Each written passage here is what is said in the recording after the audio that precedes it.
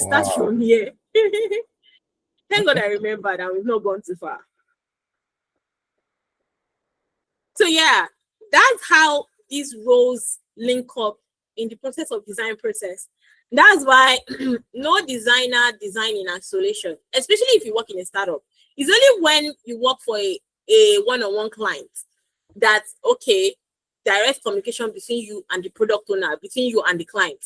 An example, I am the product owner. I've given you my brief. There's no middle party that will be talking between us. It's me and you that will be talking. Do you understand? But sometimes some clients will have a PM. They want to do the project correctly. As they've hired you as a designer, the client will also hire a developer. The client will also hire a what is it called? A product manager. That's the scrum master, right? Yeah. And you people will be working together. The client will also hire a marketer. The client will also hire a graphics designer, so that all of you will be working in sync. Because maybe at that point he has not done full registration. You get now, his funding has not entered fully for him to call himself a full-blown startup. Because as at that point, that client just has an idea and little fund to go with. Unlike full startup that they are fully registered, probably they've launched version 1. They now want you to come in and redesign version 2. Or they want you to come in, that current product they are working on is not the only product they have. They'll not say, oh, yeah, come in, oh, this is our new product that we want you to build. So that's when you meet existing designers in the company and all of those things like that. So depending on how it comes in, you will know how you adapt your work process as a designer. Now, remember when I said that as a designer in recent times now, you need to know when to involve AI in your work process. It's at this design thinking phase you will start using AI. And there are a lot of AI you can use. There's ChatGPT, there's Claude, there's Magic Pattern, there's Magic Parts, there's Moonchild. And the more you know about all of these AI to brainstorm, to visualize what is there, by then you even go to Claude. Claude might show you the visual of the idea you're saying. You screenshot and keep it to be part of your moon board. It does not mean that that's exactly what Claude show you is what you're doing. But you just have an idea of, oh, okay, so I can arrange all this thing like this. But oh yeah, you stay one place in my mood board. When I go into my design, I will start designing. There's also Figma Make in Figma, where in Figma Make, you would also say, you've gotten prompt from GPT. The prompt you get from GPT, you put it in your Figma Make to do the concept, to bring your idea to life. When it brings it to life, you copy, put it in Figma. You just say, okay, this is not exactly what I want to do, but I've gotten a sense of idea on how it's supposed to go. So in the process of adapting AI into your workflow, is becoming your assistant. Sure, you get. You know that when you want to do serious writing, and you know that to write that thing you want to write, you need different resource material for your thesis, but you don't have the time to be gathering your resources. Now AI will not be the assistant that is gathering those resources for you. Sometimes, for an example, sometime last year, I got at work, I got a PRD on, I'll be working on the cybersecurity platform. And I don't know anything about cybersecurity. And as a designer, I need to know. So I'll be able to do my job for that product. What I did was I broke down the material, went to GPT. I'm like, GPT, assume the role of a senior product designer. Your job is to break this. I gave it instruction on what I want you to do. Break this down. After you break this down, tell me what are the existing product competitors of this product in Nigeria, in social country, depending on the niche of where the products will be used. Now, if you tell me those niches, give me link to their website or link to their app store if it's an app and all. When it shows me those things, I will now go to, and I'll be clicking their link. Okay, so these people do the same thing, but this is what they're doing different. I'll take screenshot, put in my midboard.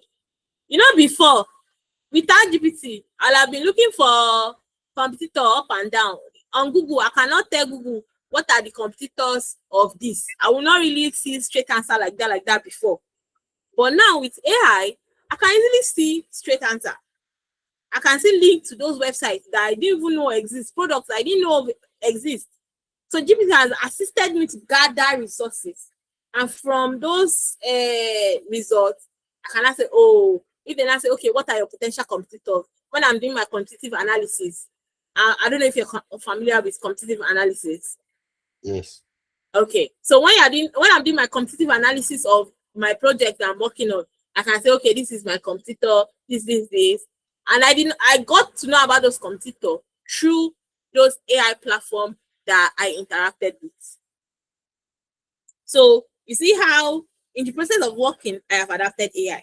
Now, another way where in your process of design thinking that you can adapt AI into your working process through your design thinking processes. First, let's say you've designed the first home screen, and sometimes as a designer, when you design, you be like, yes, you design, you go to bed, you sleep, you can even dream about the design. That's the craziest thing with design. That's the craziest thing I've seen about design.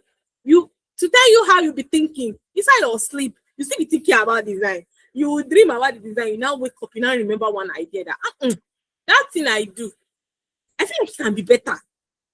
I will not take screenshot of that design I've done a day before. I'll put it in GPT. I'll not tell GPT again that, or Gemini, I'll be like, assume the role of a senior, this, that is the product owner of this, and this is the illustration that I'm doing, this. How best is the UX of this page very, very 100% good? Is it easily used by the user? If no, how can the UX be improved? Then it's to do the analysis breakdown, point out where UX is wrong, UX can be adjusted and all. I will take those notes and go ahead and iterate to have a better UX in that page that I design.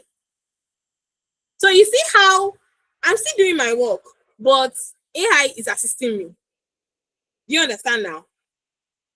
So that is how in your design thinking process, in your design process, you adapt AI into your work process. Now, we've gone from you understanding what design thinking and how to, okay, your mindset shift on how you as a designer work. Now, why I say that, why should we introduce a new way to think about product development? The reason why you should do that is because as a designer, if you design and a developer did not implement your design, your product needs to be developed. And if you design something that is not easily being able to develop, there's no point of that problem. The problem has even failed before it started. That's why in the process of your design thinking, your mindset needs to shift. Shift in the sense that you go from seeking quick answer to deep understanding people, to understanding how that problem would actually be solved. Meaning, what I'm saying in the sense that you have thought of, okay, people want to send and receive money. In your design, you've put send button, you've put receive money, you've put the send process, they fill form and all of those things. You've done that. Now your mindset needs to now shift that. How is that sending actually now happening? Meaning, when I want to put list of bank, how will we get the list of bank? Your mindset needs to shift. That means the backend, that's the backend developer, needs to populate list of all the bank that exist in Nigeria, so that when my user click on it, they see all the list of bank. So in your design, you need to arrange how you want that list of banks to appear. In terms of, will it be left aligned, center aligned? Will it be, or will those list of bank in capital letter? Will those list of bank have the logo icon of their banks beside their name? You need to think of how that will be put, because it is how you display it that the back end that brings that information data would work it in their hand. Right? Now, after you put account number, if you remember that the moment you put account number, when you're trying to send money, it will load before you display name, right? You need to also show that in your design, you need to show that, after you put name, it's loading. That point that is loading, it is calling an API that is picking up that person's name from that bank that they selected. So meaning, when the developer is implementing, the developer will have created an API that does that action. In your design, you also need to show screen that shows that, or put a little note for the developer to understand that this is what is this. So you see how your mindset has shifted from not just solving problem for user, but understanding how the implementation actually works. Now, when I click on send, how do the money now get to the person that you're sending money to? Again, that is where the developer understand that, oh, they need to connect to NIBS. NIBS are the one in charge of allowing interbanks transfer happening in Nigeria. Your developer needs to understand it is at that point that the NIBS API needs to be called when the user click on send. But even when the user click on send, it is not going directly to NIBS. One thing needs to happen first. The user needs to put their PIN code, meaning it is the user money. We need to, that PIN code they are putting, they are telling NIBS authoritatively that yes, I am the one intentionally sending my money. It is not fraud. Do you understand? You need to put that process so that the developer on their hand will show that entering that PIN is the trigger to NIBS API that will tell them that, okay, oh, solve this problem. Send this money to the person has entered the code. So you see how the mindset has shifted for not just designing, but also development. Because as a designer, you need to understand how these things function. You get my point there? Exactly. So as a as the design thinking mindset, you go from being curious, that's curiosity, to flexibility. Flexibility in the sense that if in your design, you do not show where account name will be displayed. When the dev is telling you that, when you put account number, API will load to show the person's name. It means you have to go back to your design and iterate and change that, oh, let me put a field that the name will show because I forgot and the developer picked it. So you should be ready to be flexible to iterate your design such that implementation for dev will be easy and also it will make the design solution better, right? And sometimes some easy process that I feel like this thing is super easy for the user to be able to use. However, when the dev want to implement it, it's extremely complicated. There are some flows like that is extremely complicated, even though it's very simple for the user. And because it's complicated, it will probably now delay production by 1 or months. An example of extremely complicated something in design is search. You see the simple thing of where you search for something in an app, like the result is showing faster. An example is an HR on LinkedIn. You see the search thing on LinkedIn where you now filter and all. That search feature /flow is extremely complicated. Because you know the total number of millions of users that are on LinkedIn, that flow needs to be smart enough to get the accurate result that you need. So there's a lot of ambiguity. Sometimes it can take 4 months for the devs to perfect the search feature of a product. In as much as it is very easy that the user to just type ABC and it should bring out a result of ABC. The result of searching on millions of existing data that is on LinkedIn that has the word ABC in it, you see that is a lot. So there will be a lot of complicated things that will have to go. So as a designer, when the product is being built, you should understand that, okay, yes, this thing is very big. The process is a lot. So it's going to take time to achieve that. Do you understand? So you're not just empathetic to your user that you want it to be simple. You should also be empathetic to your dev that, oh, they need to be able to solve these things simple. So that's why there are different types of search design that is easy and complicated for dev to implement.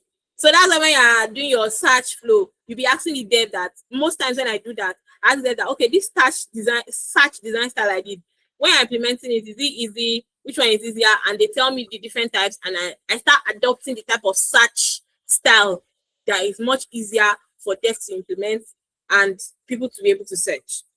So you see how you're being empathetic, you're focusing on your process, you embrace the complexity and ability of everything, and at the same time, you know, you're being creative and everything and all like that.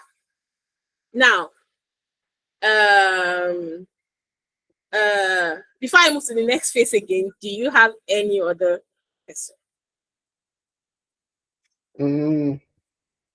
So far so good. No more question. Just that at first I never thought that product design is going to be this in depth. It is in To me, I think all these are mainly the work of a startup, because I'm actually I'm not in Nigeria. You're what? Actually, I'm not in Nigeria. You're not in Nigeria. Yeah. Okay. Yeah. I'm in Canada, and I'm also a startup. I have a tech startup that I work with that I started up. I'm the one that funded. Okay. Yeah. And most of the time I do the thinking stuff. Yeah, because not thinking. You said? Most of the time you do the thinking. I do the thinking because as a startup, you don't have enough money to hire people for this. You just have to make sure you do the job work by yourself. In order to economize. Mm-hmm. But even if you economize and all, by the point where you need a designer for your work, some of these things I talk about, you as a startup owner, have you thought about it when you're building your products? When you're coming up with your idea or coming up with your documentation? Yes, but I was thinking about it as the owner. I wasn't even thinking about it so in depth to this level. But my thinking pattern was that, okay, as the startup, I need to know this, I need to do this, I need to do this, I need to do this. And some of this idea I get going from AI. AI will tell you all these things you need to do. Mm-hmm.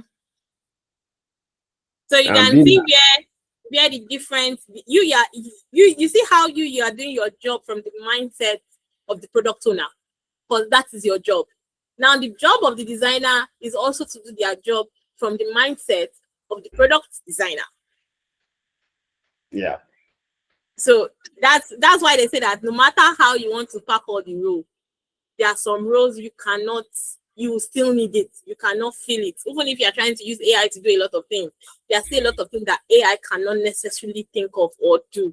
Even if you do the job, to be said with you, at the point where you need to scale up your organization, you will need professionals in different. Exactly. That's not how you want to see. If you want to scale up from being a startup to move forward, a normal company. Yeah, you are going to bring in different professionals to work on different aspects of the organization. Anyway, thank you so much. Okay, I just heard that somebody just joined the class again. I don't know why people are registering late. This is the same thing that happened last cohort when class started and people started talking about the first class. That's when people were not showing each other. Their friends were telling them how the first class went, so they were not showing more interest. Now more people are joining. Okay, it's not too late. It's just the first week. You just send the recording part to them. Yeah, they will be. That's why I think what I'll be doing is the moment I join, I'll just start recording so that I don't forget about recording. So yeah, so you understand. Sorry for interjection, please. I also like if others can join the classes at the time so that it will be more interactive. You can gain exactly. I don't know what to say. You see that I tagged them. It is part of the reason why I told everybody to add it to their calendar so that they will understand that okay, this is the time that they have this social class and how I tagged everybody in the group. The point of the calendar invite was for everybody to know that the various time, because I believe once you have things added to your calendar, you would know your schedule for the week. So that's why I made the schedule such that for the rest of the program, you know what your timetable looks like. And I mentioned that if I was not going to be available, I was going to make people know ahead of time and when the reschedule will happen. So I don't know why. One thing I've come to understand in my years of teaching people is people will pay thousands of money to learn something. You literally still be begging them to come and learn. Only very few will take it serious. Okay. And majority of them, yes, circumstances happen, busy in the day, all of those things. True. However, you paid for this, so I believe you should be able to know how you manage your time around it, right? Exactly. To be sincere with you, And it's not but some of them actually just assume that there's the video, they'll watch the video and they'll be fine. Which I give them the resources is always available to them, right? But there's always nothing like when you're live there, when you're having that interactive section with whoever exactly. is teaching the class or whoever is giving the practical process and all. In as much as you watch my previous recording that I shared before, right? By the time we had the class, you still learned more, despite having watched the previous resources. Is it not? Exactly. Yeah. So that's the, what's it called? That's the way all of this work. If and I don't know, there's a limit to where you can, like they say you can bring people to the river or what they say, but you cannot force them to drink water.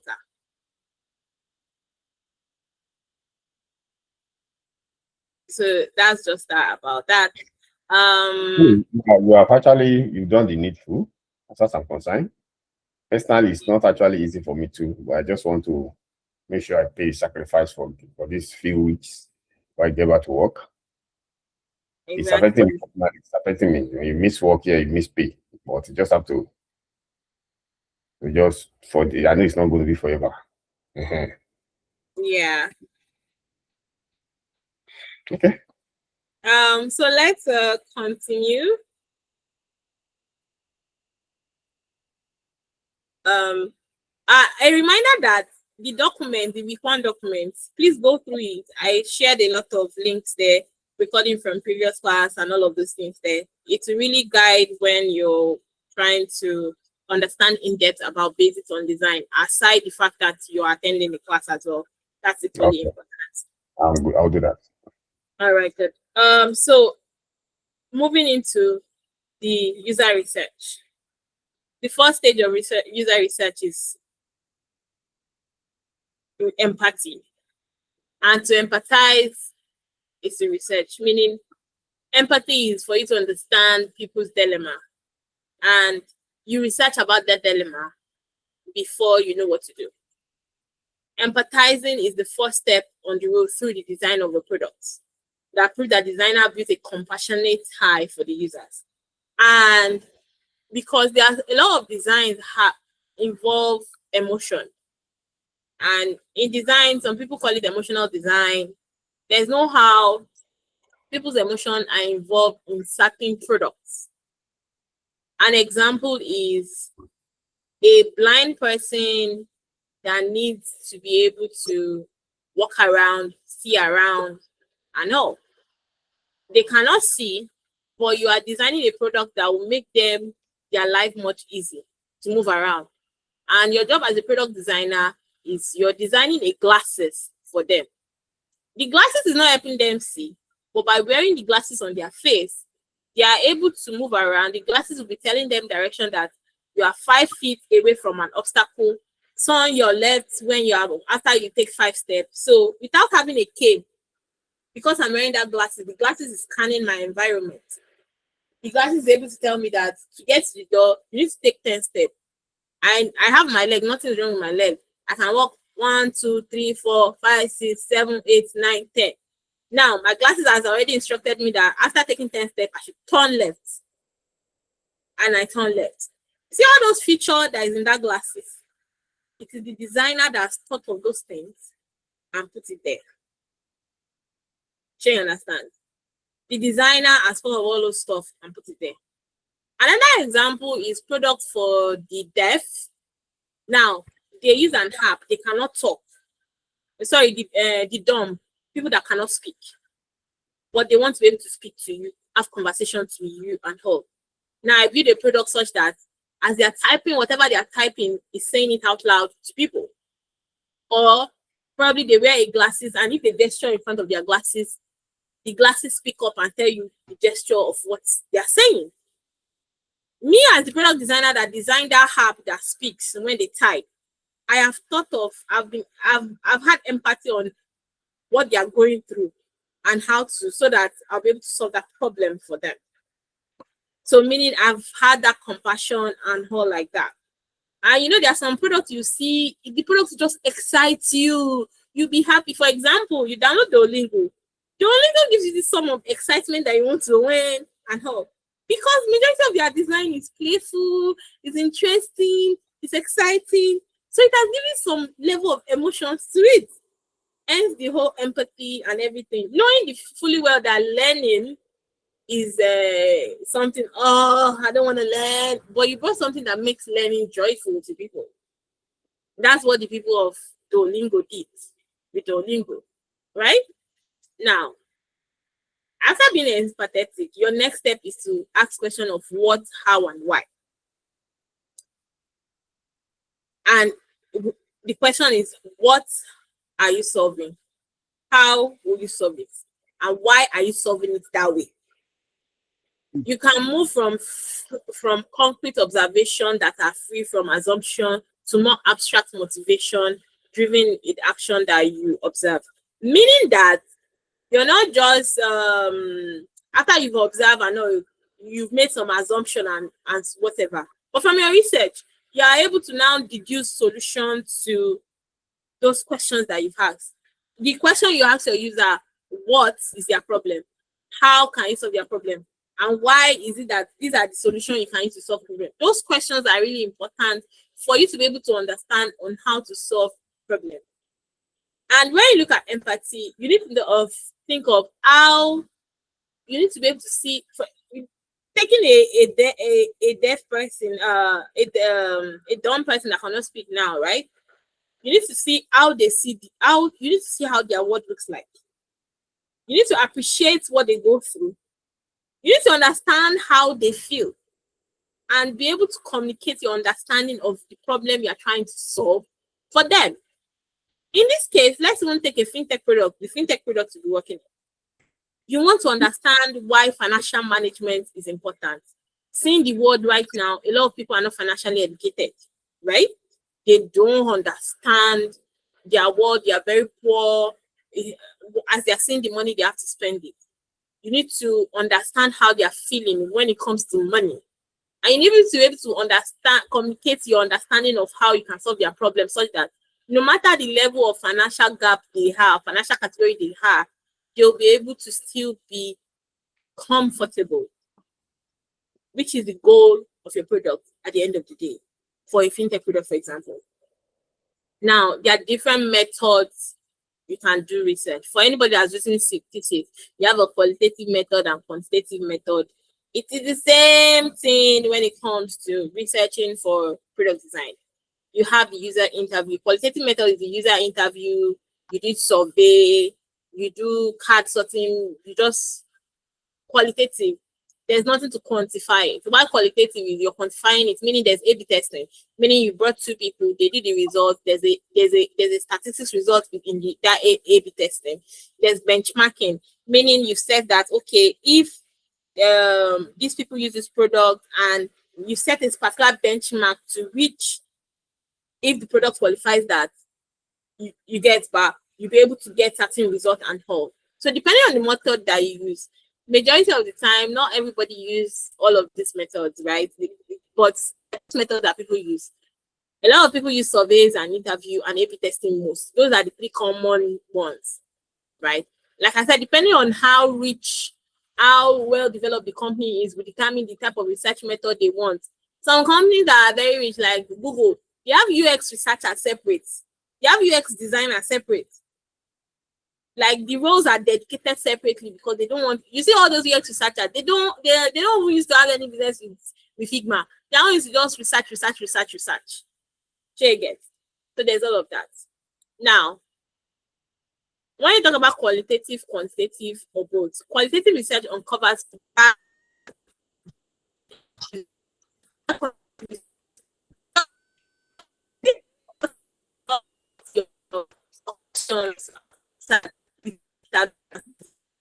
but benchmark to measure okay the results that you got and all of those things, right? And then together, they provide a perfect picture on what motivates the user to use your product, what pattern, why would the user want to use your product in the first place, and all like that. Again, all of this is useful in situations where you have time to do in-depth research. In products where you don't have time for research, they tell you about products today. In the next 1 week, they want to see the main flow of from the home page. There's no time to do all of this as a designer. You'll be skipping all of this and go straight to design. This is where searching for mood board, checking what your competitors are doing, this is where it comes in handy. You set benchmark for yourself that, okay, my benchmark is standard of Piggyvest, and I'm looking at products, or my benchmark is standard of Rise. Do you understand? My benchmark is standard of Revolut, and the way Revolut have done their UX is what I want to follow. At that point, you take screenshot, you be like, okay, Revolut did this flow. They did 1, 2, 3, 4, 5, 6, 7, 8 steps. Okay, means I want to do 1, 2, 3, 4, 5, 7, 8. At that point, because time is against you, there's no time for all of this. That's why I love teaching, telling you the flow way of doing things, and realistically what I've found myself in situation when I enter the workforce, when I get employed as a designer and all of this, and the reality of things. Because startup founders are always in a rush to get their product. They don't want to send whether, oh, I'm using 2 weeks to do qualitative research. They'll be thinking that you're not competent. It's the moment they start seeing the design, they believe you're competent. So as a designer, you need to know how you can bypass those things and you still get good results, right? Now, conducting interviews, you prepare your guide, your questions, and when you get all of those things, then you have to report it. That is when you're doing your case study. That's if it's a personal product. But if it is to your startup owner, you now break down that, oh, based on my research, oh, this is what I found out, and based on this, I'm going ahead to solve problem like this. Now, we did the process of empathy, right? The next phase is define. That define is when you've collected all your data, all your results, filter what is important. It is at that point you know that, okay, this is the flow you use, this solution you'll be creating. You define how you want to solve the problem and how you're going into Figma to do this.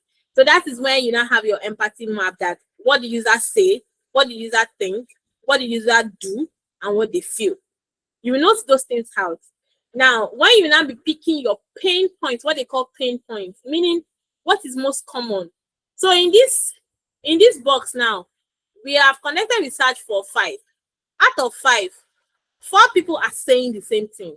That's very important. 3 people are thinking the same thing. That's also very important. 5 of them are doing the same thing, meaning that same thing they are doing is very, very important. And then 4 of them feels the same way. That feeling is very important. So you see those things that have similarity is what you take that that you have to face first. Those other one are the other pain points that you check. So the similarity among all the people you interview, or the things that they commonly did after you ask them the question and you got your result back, the thing that they usually do is what you call your pain points, meaning that is where you have to solve problem. Go. So you see, it says is but what user says out loud in the interview, think is what they think, what the user was thinking throughout the experience of your questioning them, right? Does is from the research what the user do physically. Feel means that how the user feel, their emotional state in terms of what they feel about the solution or the problem they're trying to solve. Now, the how might we turn problem statement into opportunity, meaning that the problem you have, how might we solve the problem? How can we, make it better? It's at that point where your solution is an human-centered solution. And as a designer, all the time, you should focus on ensuring that whatever solution you're doing is a human-centered solution. Hence why some people say, oh, I'm a human-centered designer, I'm a human something, because at the end of the day, as a designer, whether digital product or physical product, you are designing for making the human life better. Now, the ideate phase is where you've understand your solution, you've thought of the groundbreaking idea, the solution on how to do things, and that will proceed you to go ahead to start doing your design. You do your during that ideation, if you are with a team of people, you do your mood boarding, your storytelling, your user journey, your user flow. Is at this point you do all of these things, right?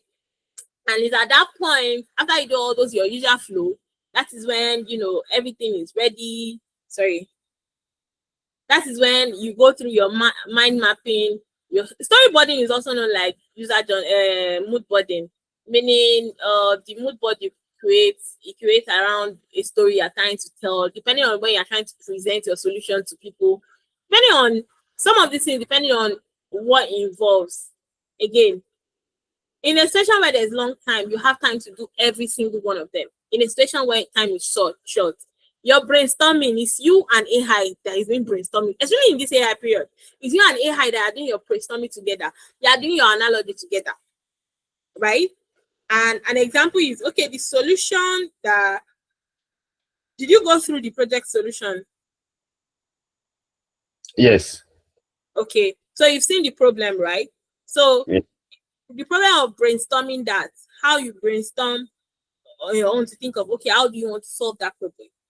That's the point of ideation techniques. You're brainstorming, you writing how you want to solve it. I said I should write down what you understand there, where you don't understand, all of those things. So that's part of the brainstorming, brain writing, mind mapping solution of all. That is part of all of it all. Do you understand? Yeah. So so that's how that goes. And if you have access to this, although I also added it in the resources, right? In that resources. But if you check this slide, these resources are there. This user research template leads you to a website where you see how different type of user research are carried out. It's just added there. All of the class resources that is there is still also in that document. So it gives you access to it and all like that. So if you have any other questions so far, let me also know.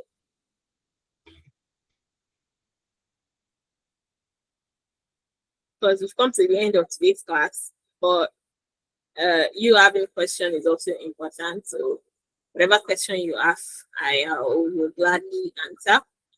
From next week, we'll go into introduction to Figma and how to use Figma, and also that from all your design solutions. So by next week, you have the brief so far. You have to think of how you want to approach your solution. You have to think of what are your competitors. If you have time to ask people about how to solve your problem and all of those things, potential features that they will have based on what we've done on design thinking, go ahead, put it in that document you'll be submitting as well.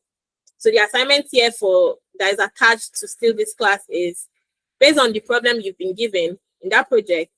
You need to do your design thinking process in the sense that your brainstorming, your research who your competitors have, research on how you want to solve that problem and all.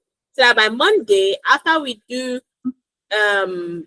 introduction to Figma, where you can know how nitty-gritty of Figma, then you dive into creating your mood board and start diving into your design itself from next week. Do you understand? So yeah. So next week class on Tuesday would be introduction to Figma.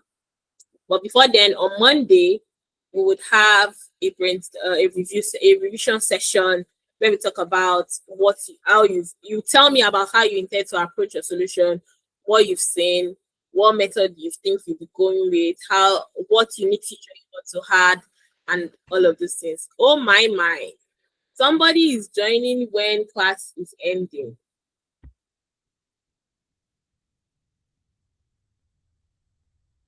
Yeah, so let them pick in the recording. Hi, Lucia. Okay, she's the one that just joined this afternoon. Hi, Lucia. You're muted in case you're trying to speak.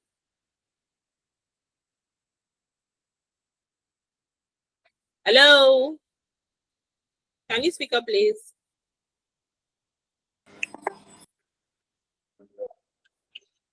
Hello. Good afternoon. Yeah, good afternoon. Can you introduce yourself, please? Hi, my name is Lucia. Okay. And I've been learning for 6 months, but I'm still learning though. Okay. Yes. Well, all right. You're not entirely too late, although today's class has ended. But Oh, yeah, today's class has ended, but it's been what is it called? Recorded. And okay. you will have access to our if you check I'll share the resources back. So there's a document that is named UI UX 2.0. You see week 1 classes and the materials and the slides and the resources. So by the time you watch the video, you see the assignment that has been given to you as well. Okay. For the document I'll share, you see a page that says project. That will be the project you'll be working on individually. It's not a group work, it's individually, right? So that will Okay. be the project you'll be working on as well. The assignment for this week is when you go through the project, you would look at what you note down things that you understand in the project and things you don't understand. Because on Monday, we'll do a revision about the project and what you learned this week. Also, part of the assignment you'll be submitting, I think I'll drop the form for submission on Saturday morning because some people joined it. So part of what you'll be submitting is also, because of today's class, you write down your design, your process of how you intend to solve the problem, people, your the either 3 or 4 potential, even if it's 1 potential users, you're able to interview or ask questions about what you find that is their pain point and stuff like that. By the time you go through the material, you watch the class video, you'll be able to understand what I'm talking about. But I'm just giving you a brief breakdown of what is expected. So later on, I will drop a link for submission, but the assignment will be due by on Saturday, right? So on Monday, we'll talk about it. So if you notice, I sent some link in the group. So add those links to your calendar such that you know when class is starting and all. All the 3 links are for all the different days that class, the Friday. So you have revision classes on Mondays. Tuesday is a main class. Wednesday is for you to, learn about whatever you've learned on Tuesday. Thursday is another main class, which is today. Now, tomorrow class is a Q&A class. So by the time you go through the resources, so in tomorrow's class, which is around 3 o'clock, right? You come with your questions. It's going to be a Q&A question. It's strictly for me to answer any question you have regarding what we've done so far during the week and any other design-related questions you have, right? So that is the plan for the whole period. And the goal at the end of the day is that project I put, everybody will have designed their own project individually and also have certain knowledge about design. Again, we are beginner level. We're not doing anything advanced or anything intermediate. We are taking from scratch ground so that you get to understand the proper foundations of design. Okay. Can I ask, this is like, how many classes have you guys had before now? So far, this is the second class. The first one was on Monday, which was an introduction class where I'm talking about themselves, how long they've been designing, and I decided on days that we'll be having classes, how the classes will be running, and all. That's what we did on Monday. First class was introduction to UI UX, which is we did it on Tuesday, and today is the second class. Okay. So that's why I said that's why I say you're not too late. Okay. Thank God. Yeah, don't worry, you enjoy it. And in the documents, let me copy and share in the group again. You see week 1, week 2, week 3, you see class recording for the first class. You see the page for project as well. So the resources for week 1, you find them in week 1. I made it easy for you to navigate through. So Okay. you don't have to be scared. So I've shared that as well. So by the time you go to the documents, you would understand. But if before tomorrow, like before close of business today, you sort of have some question, you can drop it in the WhatsApp group. I will respond when I can and all. So yeah. Okay. There are also some other recordings in the resources I shared from previous cohorts that I added there. When you go through them as well, they will help. Okay, thank you. All right, you are welcome. Ebenezer, today was a good one, even though others decide to skip class. Yeah, thank you so much for the class. Yeah, you are welcome. So I believe that will be the end of today's session. Let me stop the recording so that once today's recording is done to